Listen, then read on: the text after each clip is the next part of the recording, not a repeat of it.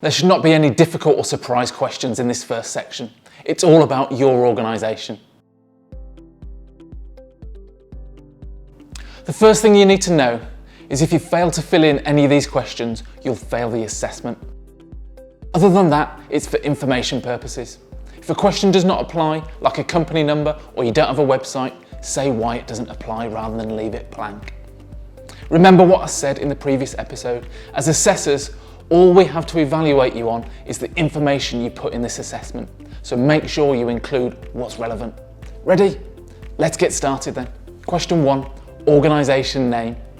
It's asking for your legal entity name. If you're a limited company, it'll be your full limited company name. What name do you normally put down when you file your end of year accounts? If you're unsure at all about this section, ask your accountant. Question 2, organisation's registration number.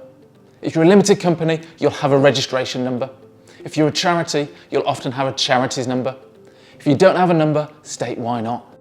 Question 3, organisation's address. This should be your legal registered address, as registered with Companies House or your incorporating body. This can often be different from your main trading address.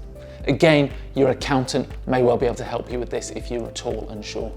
Question 4, what's your main business? What's the main category of your organisation? Often people feel like they fit into 2 or more. Pick the one that is most relevant.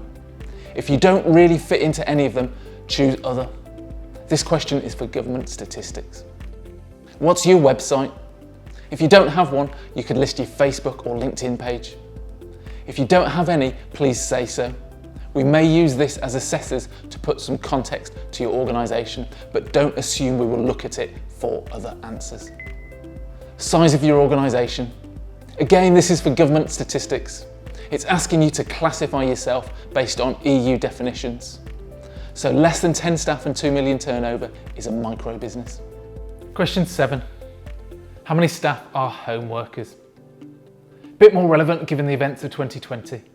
A home worker is someone whose main work location is their home. It's something we've seen a lot more of in the last 12 months. It's important because we need to make sure they too have the right level of protection as those who work from the office. If you've got someone whose main place of work is from home, even if it's just for a few weeks or a year as in recent events, they count as home workers. The reason for that is Cyber Essentials is a point-in-time assessment. This point is catching a lot of organisations out at the moment. We'll talk about protections you should have for home workers in later episodes. I know this can be a contentious issue for many people, but here's the reality of it. You've got someone who's accessing your company systems and data. They should have proper protection in place to protect your organisation's systems. Remember, this is a minimum standard. The fact is, when people are working from home, they feel more comfortable and they're less likely to be as cautious as if they're in a public network. Question 8, is this a new certification or is it a renewal of an existing one? Once again, this is for government statistics. Please state whether this is the first time you've certified for Cyber Essentials or if you are renewing a previous certification. Question 9, main reason for applying. The final question in this section is your reason for applying for Cyber Essentials. Again, it's for government statistics. Select the one that is most appropriate to you.